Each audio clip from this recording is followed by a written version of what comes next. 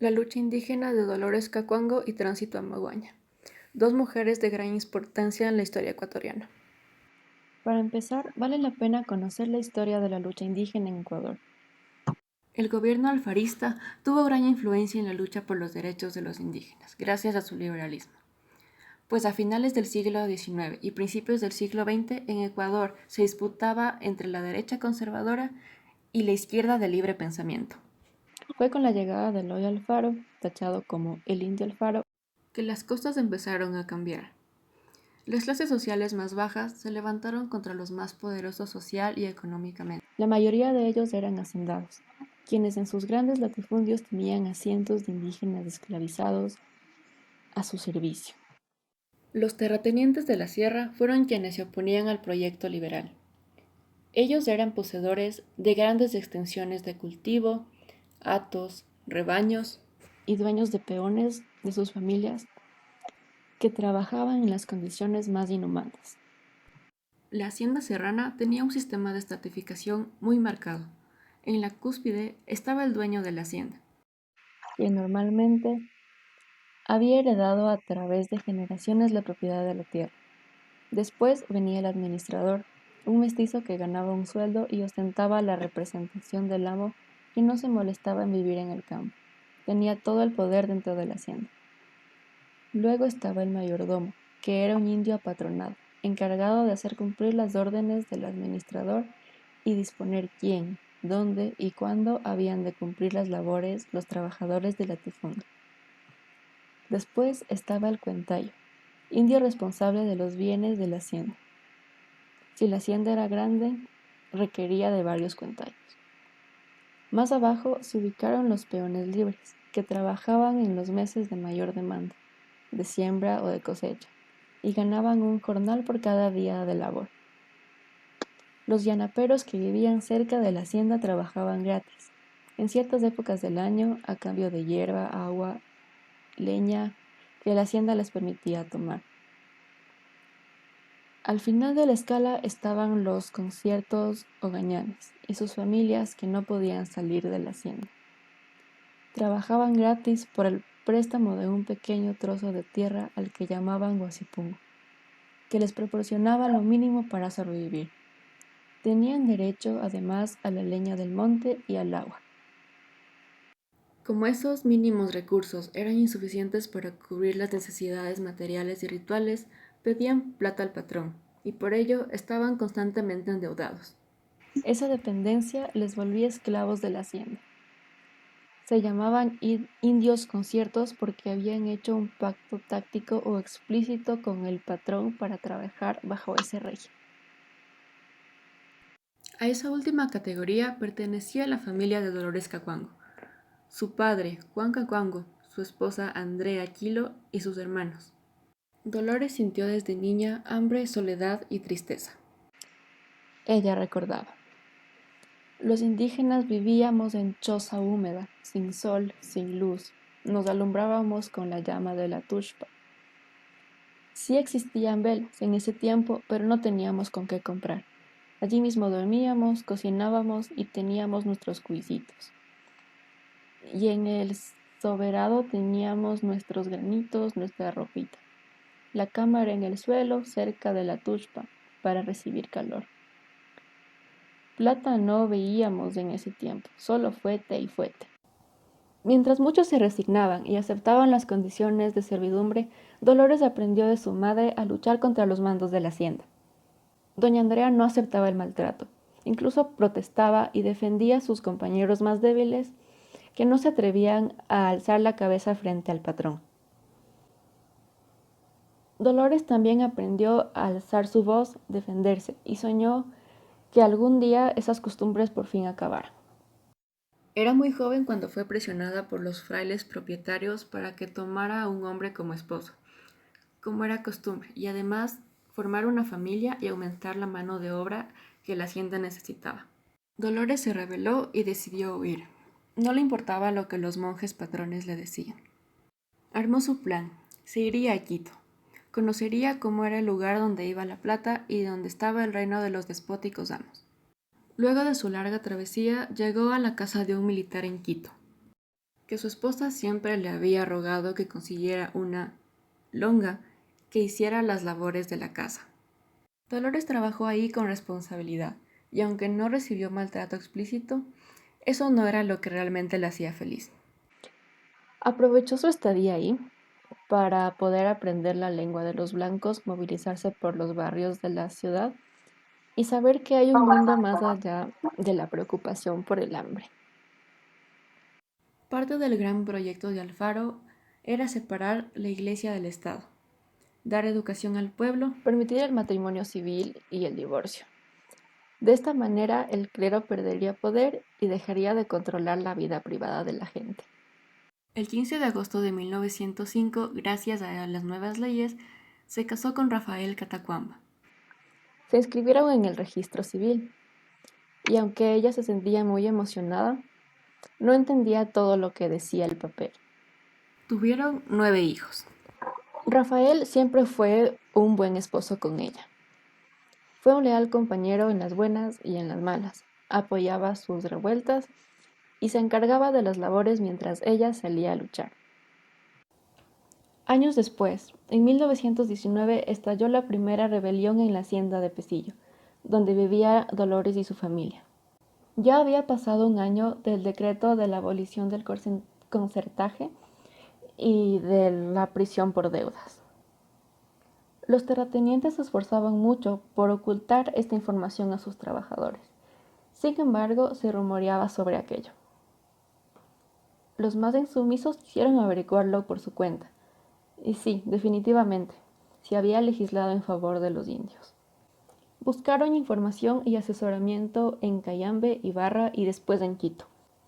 Una vez que supieron la realidad, aprovecharon para aglutinarse, siendo las primeras en querer pararse duro las mujeres. Corría 1919 cuando las lomas de Pesillo se tiñeron de rojo. Las chipas y churos sonaron. Los indios, protegidos por sus enormes sombreros y haciendo flamear sus rojos ponchos, bajaron con el puño alzado hasta la hacienda. La batalla entre soldados provistos de armas de fuego y la gente campesina armada de palos y piedras dio como resultado 30 personas muertas y heridas en ambos bandos. Con esta lucha, los peones y peonas consiguieron que por fin el salario sea en dinero y no en especie, siendo 20 centavos de peso para los hombres y 10 para las mujeres. Dolores fue introducida a la actividad gremial por Juan Albamocho, un compañero de su comunidad rebelde y astuto.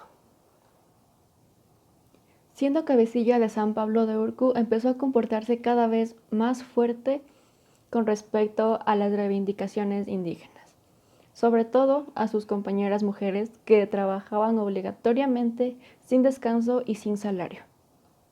Se desplazaba a Moyurco, Pesillo, La Chimba y por supuesto San Pablo de Urcu, como estaba dividida la hacienda para ese entonces. Poco le importaba si era de día o de noche. Caminaba por los yaquiñanes, los pajonales, mientras su esposo Rafael se hacía cargo de las tareas del hogar. Quienes entran en la política necesitan energía, fortaleza, claridad, competencia, empatía y una comunicación fluida y firme.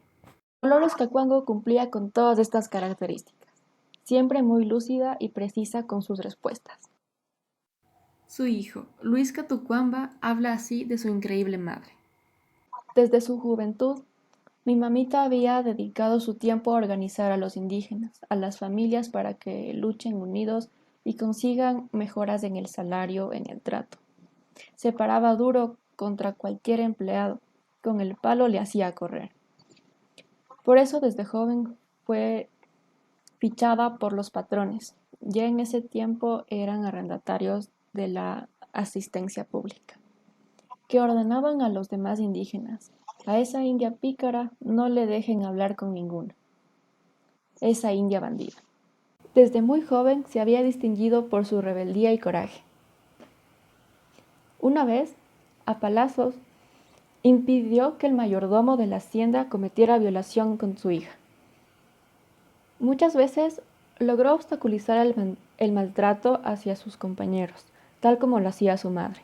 Ella era muy consciente, tenía el don de captar el sufrimiento de su pueblo, sometido a explotación, humillación, pobreza e incluso maltrato. La gente iba a la casa de Dolores a pedirle ayuda para que puedan hacer sus reclamos y llevarlos hasta Quito, porque en el sindicato podrían hacer algo.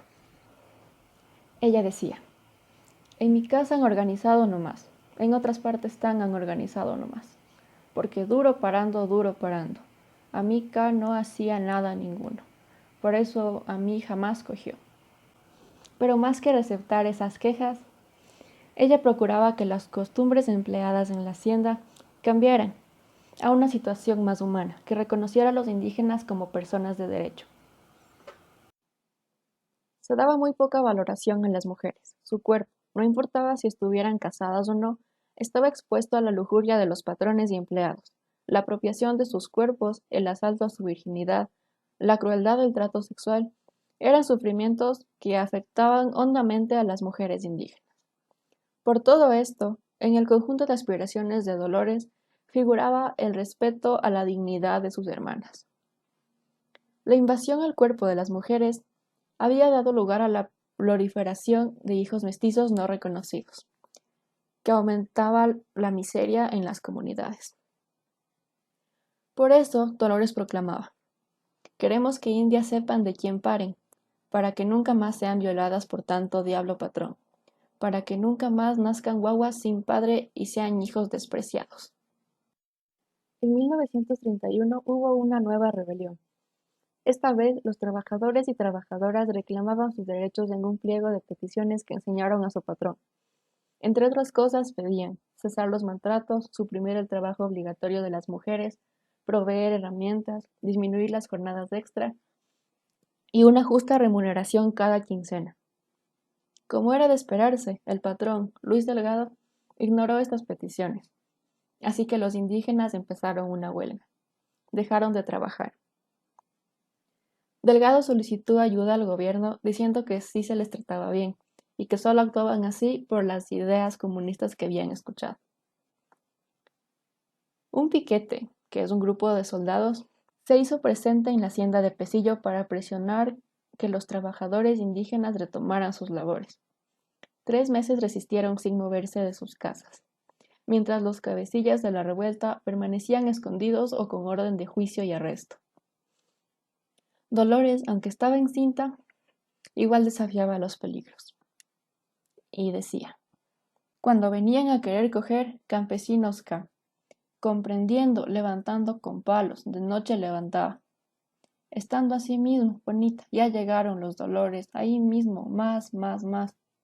Después K, ya vinieron con tropas de batallón de policía, entonces con eso para agarrar, para coger.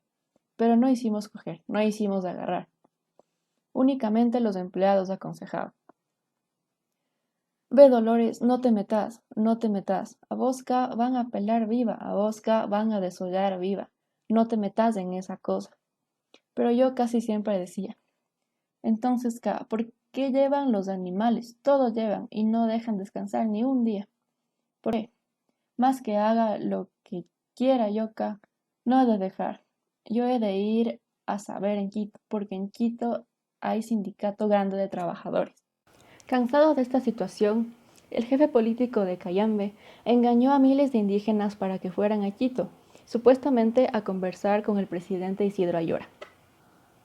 Entraron conmocionando la ciudad.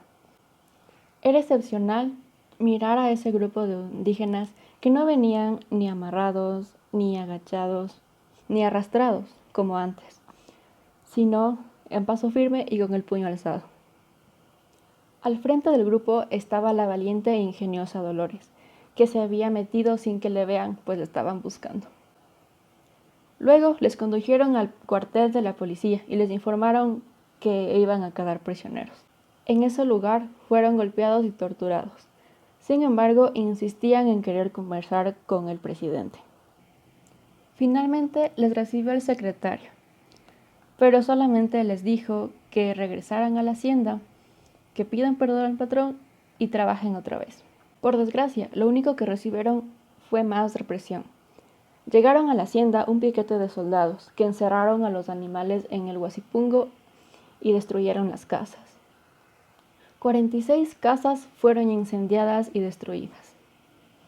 Torturaron a los cabecillas y a algunos indígenas por una supuesta tenencia de armas, sin importarles ver a sus hijos llorar y rogarles que dejen en paz a sus padres. Dolores recordaba entre lágrimas. Había mandado a Yaguachi para que queme casita, Huasipunyito, con animalito y todo. Chanchito, vaquita, borrellito, gallinita, cuisito. Trastecito, granito, ropita, todo limpio quemar. Yaguachica limpio quemar. Quemando así, Yaguachica le digo, ¿por qué hicieron todo así? ¿Por qué quemaron mi casita? ¿Quién mandó?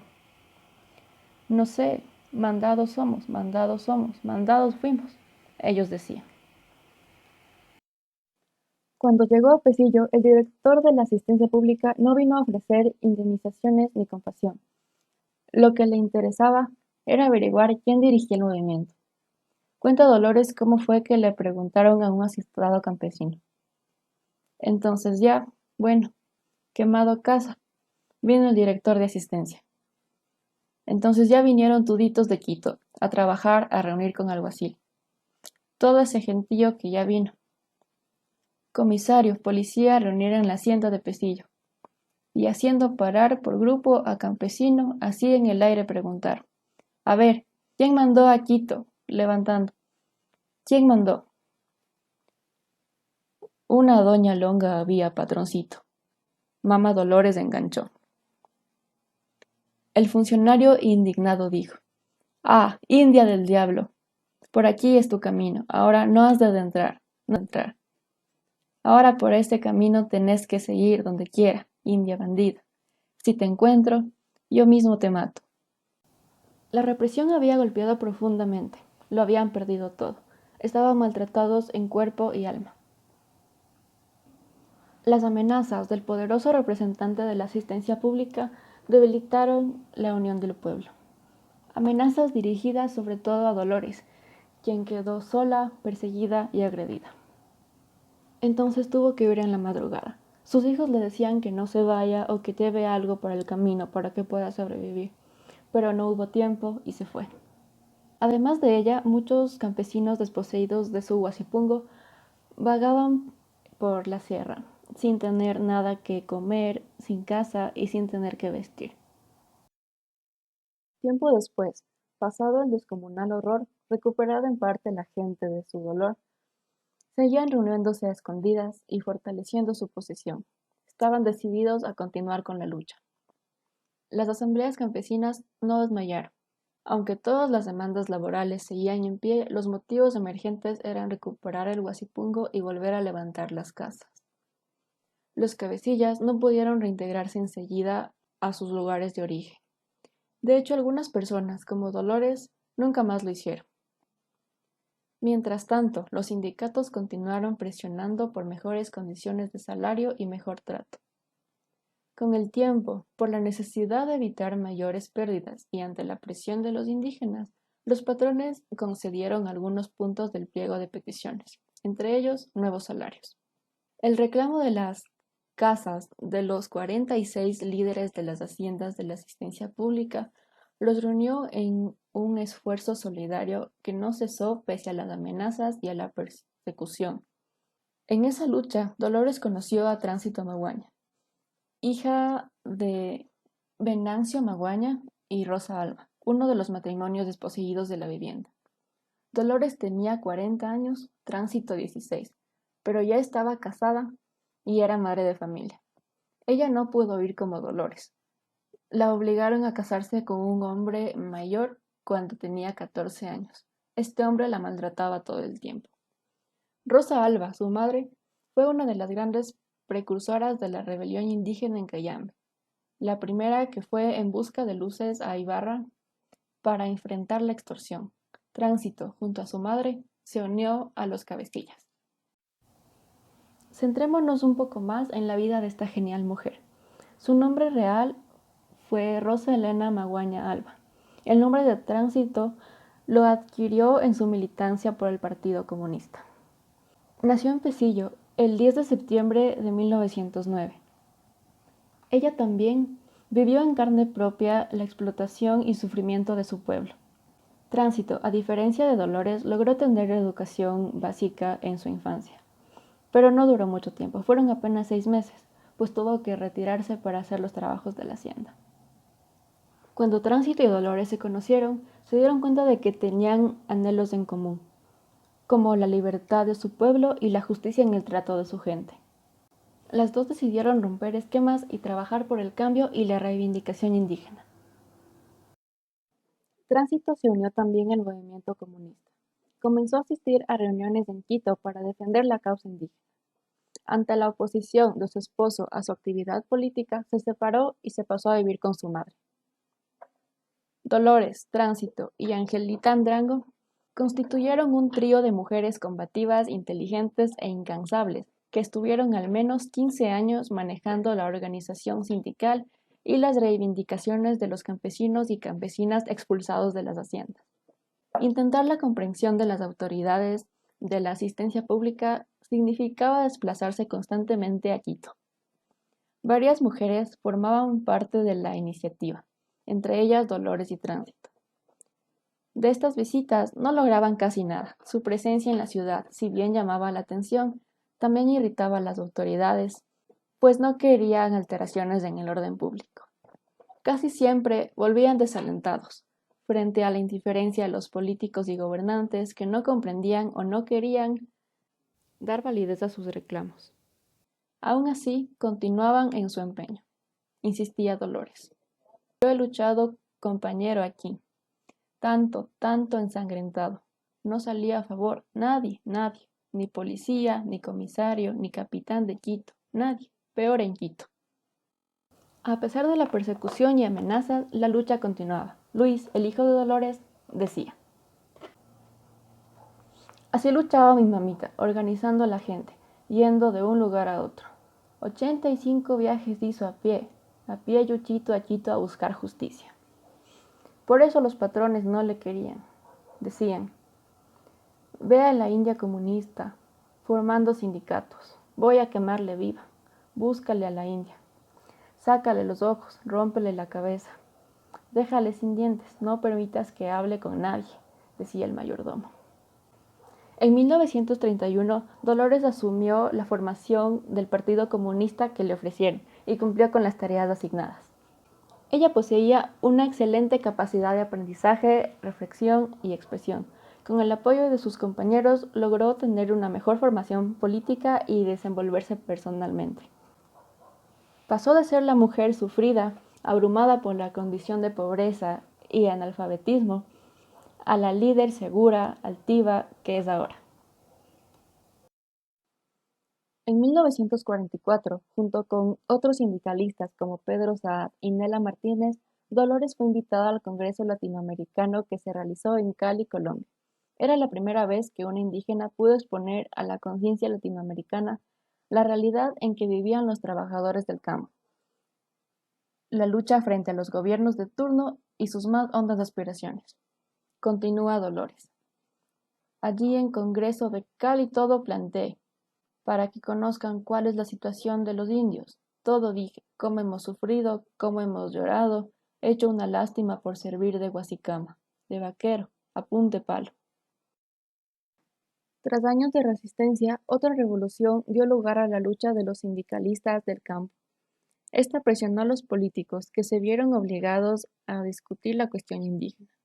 Entonces, se escuchaban en el Parlamento frases como estas que difundían los periódicos de la época. El problema del indio es un problema nacional. Todos los problemas del país se resumen en el indio. Es hora de que cambien radicalmente sus condiciones. Es hora de que se haga justicia a quienes han alimentado con su sudor y su sangre la fortuna de muchos potentados.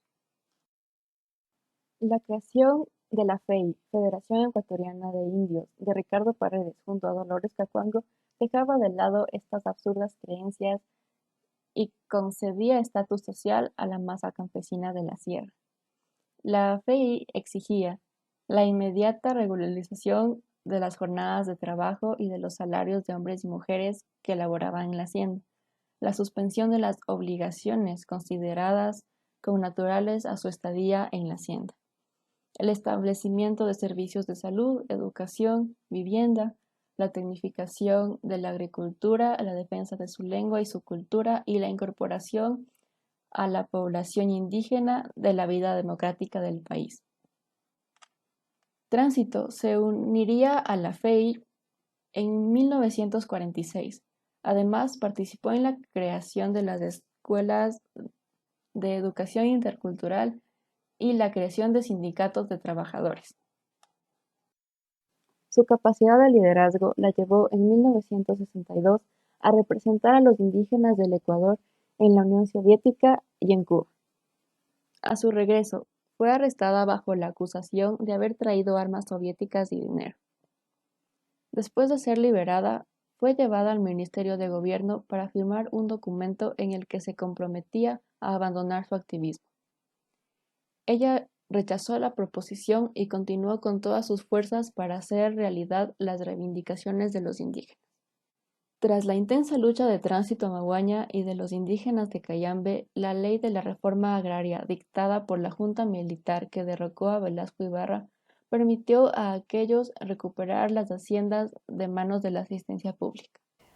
Mama Tránsito, en sus últimos años de vida, recibió varios reconocimientos. En 1996, la CONAIE la candidatizó para el Premio Internacional Bob Price y obtuvo el tercer puesto en el mundo como reconocimiento a su lucha por el desarrollo del pueblo indígena. Un año después, en 1997, fue ganadora del Premio Manuel Espejo de Quito y luego el Premio Nacional de Cultura Eugenio Espejo en el 2003. Dolores, por su parte, envejeció en su lucha y jamás se rindió. El final de la vida no le asustaba. Una de las frases más icónicas que hasta ahora se reconoce es el "si muero, muero", pero uno siquiera ha de quedar para seguir, para continuar. Entre los objetivos de la lucha de Dolores estaba concientizar acerca de la idea de la dignidad de los indios e indias, su calidad como seres humanos valiosos y respetables. Para esto era necesario que todos tengan las mismas oportunidades. Esto se lograría a través de la educación. Siempre confió en que los efectos de la escolarización podrían hacer esto. Dolores, más de una vez, sintió la incapacidad de no saber la lengua escrita de los blanco-mestizos, pero esto no evitó que adquiriera los conocimientos necesarios. Cuando quiso entregarse al aprendizaje y estudiar por su cuenta, ya era demasiado tarde. Le habían salido cataratas en los ojos. Para continuar defendiendo los derechos de su gente, un día le pidió a una compañera comunista que le lea una y otra vez el Código de Trabajo. Lo aprendió de memoria. Y cuando tuvo que enfrentarse a la máxima autoridad, le dijo: "Vos, ministro, mientes que has arreglado el problema de indios. Cambias de contenido de Código de Trabajo porque estás de parte de patrones".